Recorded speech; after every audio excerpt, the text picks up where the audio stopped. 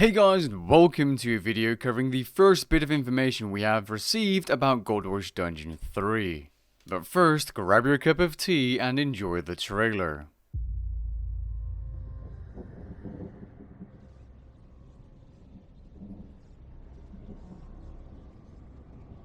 Ancient powers.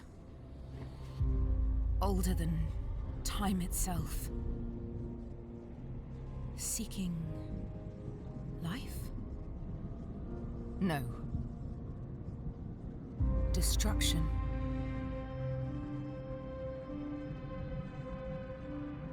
Deadly forces gather. We must prepare.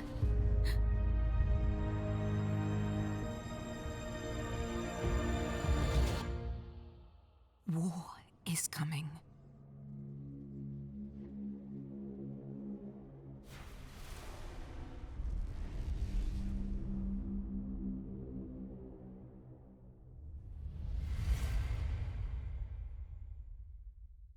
Now, I don't know about you, but that's a proper trailer and a proper way to hype up, in this case, the first quest or first update related to GODWARS Dungeon 3. An interview with Mod Osborne already revealed the fact that there was going to be a series of mini-quests that build up to the arrival of the Elder GODWARS Dungeon update. That being said, this mini-quest isn't much of a mini-quest. They said it's going to be a long quest with 25,000 words in the script, but they did say it wasn't going to be a Grandmaster quest. Now, this quest will require the Vault of Shadows mini-quest, which no longer requires 107 Archaeology, and if you've done the mystery, you do need to talk to the Archaeology Cadet to get ready for the new quest.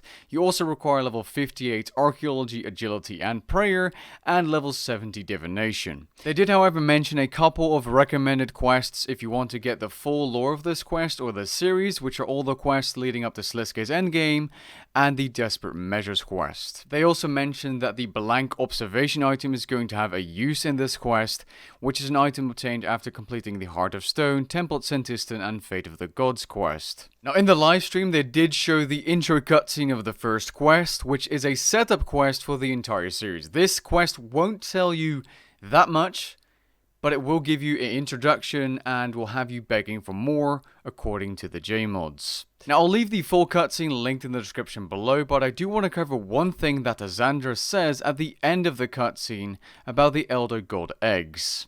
If the best these fools can do is waste their time on senseless appeasement, then it falls to us to save them. We must find the Elder God Eggs. We must stop them hatching.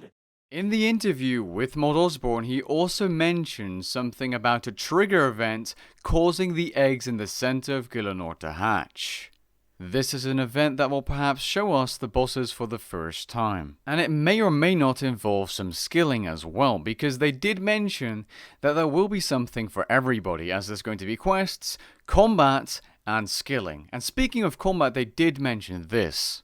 You would expect from a GODWARS dungeon in terms of there is combat. There will be lots of combat. That combat will come in many different forms and not just the forms you're thinking of. Going back to the quest, Ariana and Sir Owen will be in the quest and lots of other important characters, probably including Surin as well, as you can see her in the trailer.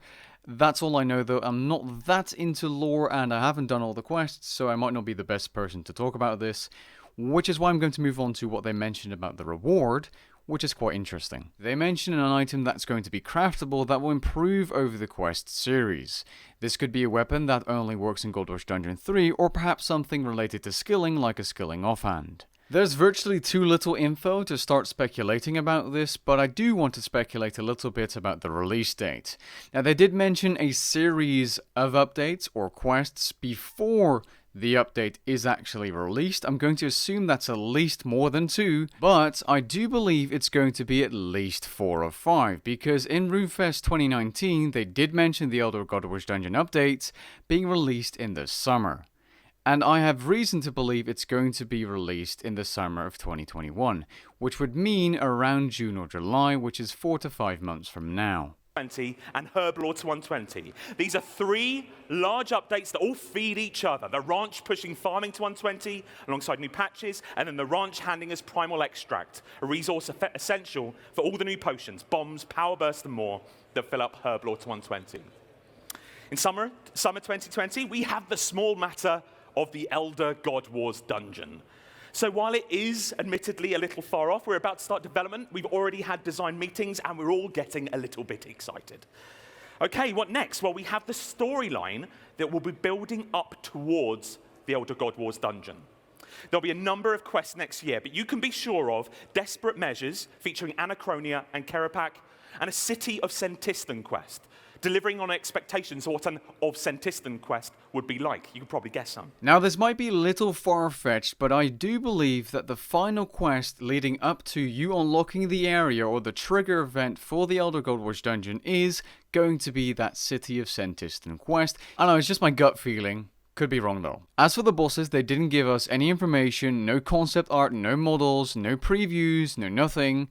I assume that will come in the coming months, but for now we don't have anything. The only thing they really mentioned was that they wanted variety within the bosses, so that all 4 of the GODWARS dungeon bosses, which are supposed to be slightly harder, but still massable, which means you can mass them with a bunch of players and pretty much kill them instantly, probably, just like GODWARS dungeon 1 and 2, they want them to feel unique. So when you release something like a God Wars dungeon, what you're tending to do is releasing 4 very similar bosses at the same time, and most players just pick one. You know, it's Vindicta, right? Okay, we're going to do that one from now until ad infinitum. But actually, there's a lot of people who want lots of different things from bossing, and maybe we could do something that makes that means that each of those individual bosses are very viable different bosses, or very viable different entities. And so you're going to get lots of different kinds of pieces of content, and we're really excited about that. That variety and diversity means that you're not just going to wade in and go for the same boss that you always do. I'm assuming this could mean one of the following things. These 4 bosses are going to be properly unique, like having Raksha, Telos, Harakan, and Nex as the 4 bosses. 4 completely different bosses with different mechanics, clustered into one GODWARS dungeon. Or perhaps these bosses will have rotations, like Araxor's 3-path system where you have a different rotation every few days, or maybe even a different rotation every week, like with Virago, but I don't think this is as likely because it means a lot of extra development time. This could also mean that the boss's drops are going to be completely different for every boss, unlike previous God Wars dungeons which all have similar drops but for different combat styles. Let's say an ability from the first boss, a new weapon from the second with a passive ability, a new shield from the third, and a new amulet from the fourth. Just as an example. After all, this is all speculation, but let me know what you guys think down in the comments below. Something I would like to mention before I end off the video is that they did mention a update that is coming next month in March that isn't related to God Wars Dungeon 3, but apparently big enough for them to separately mention. But also, the whole year isn't necessarily just Elder God Wars either. Next month we have a significant update that we haven't talked about yet that is not under that umbrella, so it is still happening. I have no clue what that could be. Anyways, I hope you guys enjoyed the video and found it interesting. If you did, leave a like down below and maybe even consider subscribing, and I'll catch you guys in the next one. Peace.